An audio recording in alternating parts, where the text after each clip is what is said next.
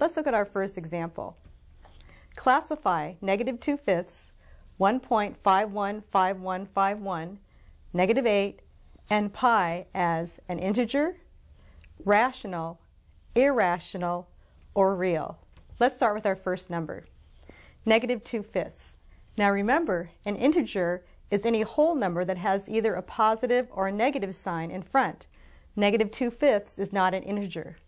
Is it rational? Well, any number that can be represented as a fraction is rational. So -2/5 fits into this category. Is it irrational? Now remember, a number is either rational or irrational, but it's never both. Finally, is it real? All the numbers we know are real, so -2/5 is also real. Our second number, 1.5151 repeating. Is it an integer? No.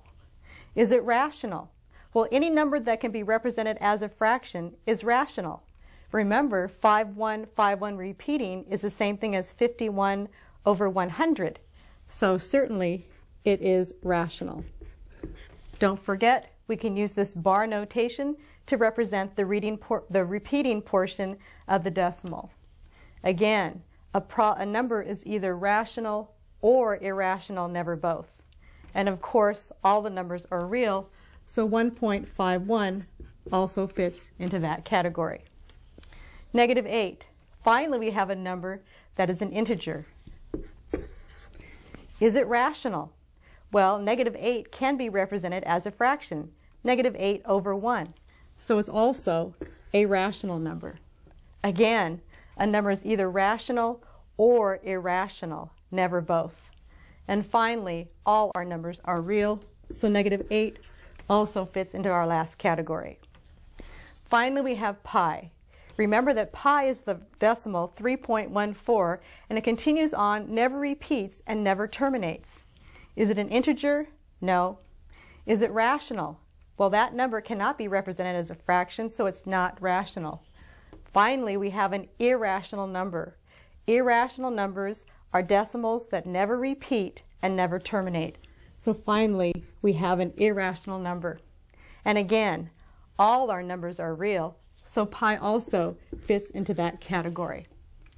So there we have the list of all of our numbers. Remember, integers, whole numbers that are positive and negative, rational numbers, any number that can be represented as a fraction, irrational, non-repeating, non-terminating decimals, and of course, all of our numbers are real numbers. Now let's look at our next problem. We're going to add a couple of real numbers. First of all, let's look at the problem. -23 plus a -35. Right away, I'm sure you'll notice that both numbers are negative. They both have the same sign. This is easy because when the numbers have the same sign, all we do is add the two numbers. So we're going to add together 23 plus 35, which gives us 58. And then we take the sign that they both have. They're both negative. So -23 plus -35 adds up to -58. Now let's see what we have here. We're going to add two fractions, -3/5 plus -4/7. Now I'm sure you'll remember that when we add real numbers, as long as the signs are the same, we're going to add the numbers and just take their common sign. So our problem really is to add these two fractions. Do you remember how? First of all, we see that there are different denominators, so we must find a common denominator. 5 and 7. The product of those two is 35. That also happens to be their common denominator.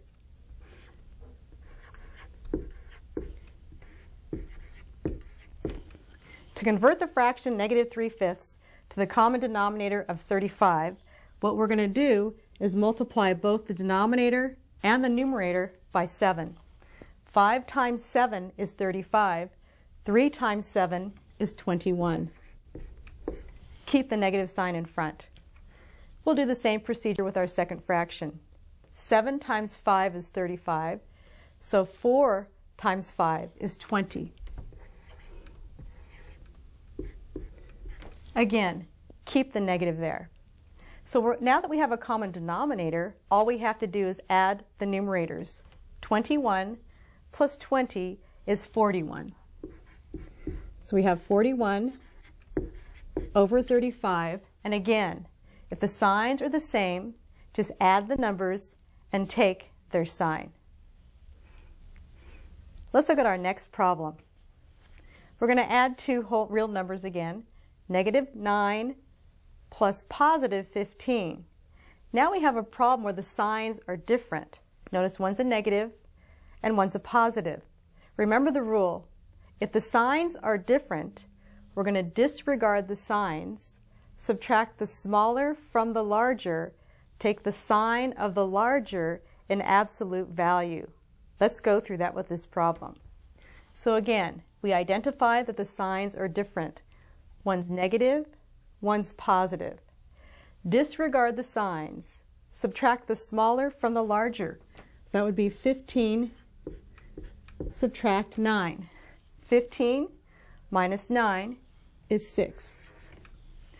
Then we're going to take the sign of the larger in absolute value. And what that means is we're going to look at the absolute value of each of our two numbers. The number that has a larger value in absolute value carries the sign of our solution.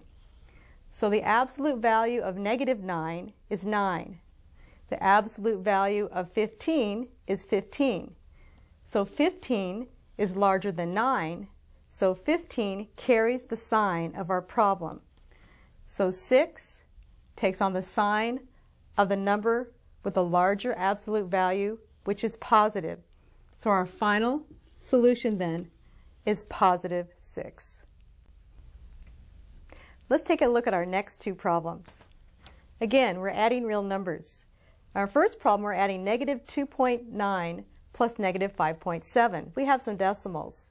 Add the decimals as you normally do. Again, remember the rule. If the signs are the same, just add the numbers and take the common sign. So 2.9 plus 5.7 give us 9 plus 7 is 16. Carry the 1. 5 plus 2 is 7. Plus 1 more, give me 8. Bring down the decimal point, 8.6. Again, since they're both negative, we take their common sign, negative 8.6. That's their sum. Let's look at our last problem here.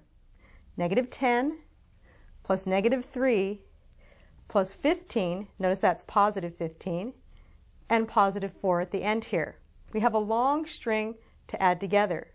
Probably the easiest way would be to add the numbers with common signs together first. For instance, we see here we have negative 10 and negative 3. Negative 10 and negative 3 is 13. Common sign, negative. These two here at the end, 15 and 4. 15 plus 4, 19.